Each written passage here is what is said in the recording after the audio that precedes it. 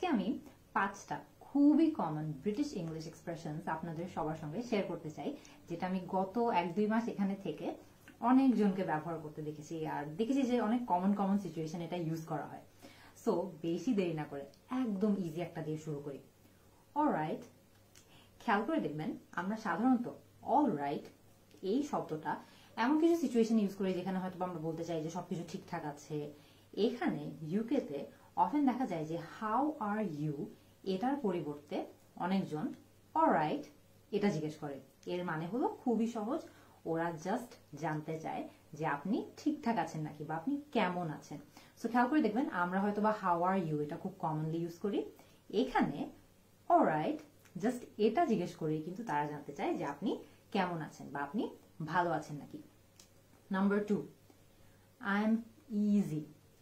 এটা শুনলে মনে হয় যে আমি বলতে চাচ্ছি যে হয়তো বা কিছু একটা খুব সহজ বা আমি খুব সহজ সরল একটা মানুষ। আসলে কিন্তু এটার অর্থটা একটু ভিন্ন। মনে করেন আপনাকে কেউ একজন জিজ্ঞেস করলো যে আপনি কি পিৎজা খেতে চান, নাকি আপনি চাইনিজ খেতে চান, নাকি কিছু 2-3টা জিনিসের অপশন দেওয়া হলো, আর আপনি বললেন আই এম ইজি। এর মানে হলো যে আমার অ্যাকচুয়ালি কোনো প্যারা নাই বা আমার অ্যাকচুয়ালি কোনো প্রেফারেন্স নাই, আমার কোনো সমস্যা নাই, যেটাই দিবা I am okay with it বা আমি সেটার সাথে ওকে আছি। সো এইরকম সিচুয়েশনে যেখানে আপনার কোনো প্যারা নাই বলতে চাচ্ছেন বা আপনার কোনো সমস্যা নাই, যে কোনো একটা হলেই হবে, ওই সিচুয়েশন গুলোতে আপনি খুব সহজে এটা বলতে পারেন আই এম ইজি। আরেকটা খুব কমন নাম্বার 3, সেটা হলো অন অ্যাবাউট। এটাকে যখন তারা একটা প্রশ্নে ইউজ করে, এই দুটো শব্দকে একটা একসঙ্গে করে একটা সেন্টেন্সে ইউজ করে, তখন তারা হয়তো জিজ্ঞেস করতে পারে হোয়াটস হি অন অ্যাবাউট অথবা হোয়াটস শি অন অ্যাবাউট। এই প্রশ্নটা সাধারণত এইসব সিচুয়েশন ইউজ করা হয় যখন মনে করেন আপনার সামনে কেউ একজন আবুল তাবুল কথা বলছে, কি বলছে আপনি কিছুই বুঝছেন না, হয়তো বা খুব রেগে মেগে হাবিজাবি কথা বলছে বা এমনিই হাবিজাবি কথা বলছে, তখন কিন্তু আপনি জিজ্ঞেস করতে পারেন হোয়াটস হি অন অ্যাবাউট অথবা হোয়াটস শি অন অ্যাবাউট।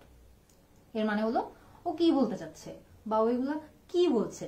সো এই সিচুয়েশন গুলোতে আপনি খুবই সহজে চাইলে হোয়াটস হি অন অ্যাবাউট এভাবে বলতে পারবেন। নাম্বার 4 এবং সবচেয়ে মজা যেটা, সেটা হচ্ছে ববস ইউর আঙ্কল। এটা শুনে খুবই কিছুই বোঝা যায় না অ্যাকচুয়ালি যেটা কি নিয়ে হবে। ইনফ্যাক্ট আমি যখন এটা ফার্স্ট টাইম শুনেছিলাম আমি নিজেও বুঝি না এটা মানে কি, আমার গুগল করে দেখা লেগেছিল যে আচ্ছা এটাও কি বললো।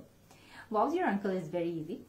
মনে করেন আপনাকে কেউ একজন কিছু একটা রেসিপি দিচ্ছে, আপনাকে বললো add some sugar, add some water, add some milk, add something else কিছু একটা, and stir it, যে আপনি নাড়ান, and there you go, Bob's your uncle।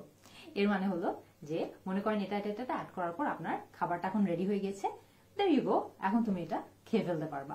So এই সিচুয়েশন গুলোতে তারা there you go না বলে অনেক সময় Bob's your uncle এটা বলে যে সব হয়ে গিয়েছে বা সব ঠিকঠাক হয়ে গেছে। এরকম রেসিপি দেওয়ার শেষে যখন কেউ একজন বলবে যে Bob's your uncle, এর মানে হলো যে রেসিপিটা রেডি, তুমি এখন খাবার বা খাওয়া দাওয়া করা শুরু করে দিতে পারো। 5th যে একটা কমন এক্সপ্রেশন আমি এখানে মানুষজনকে ইউজ করতে দেখেছি সেটা হচ্ছে ইজি পিজি।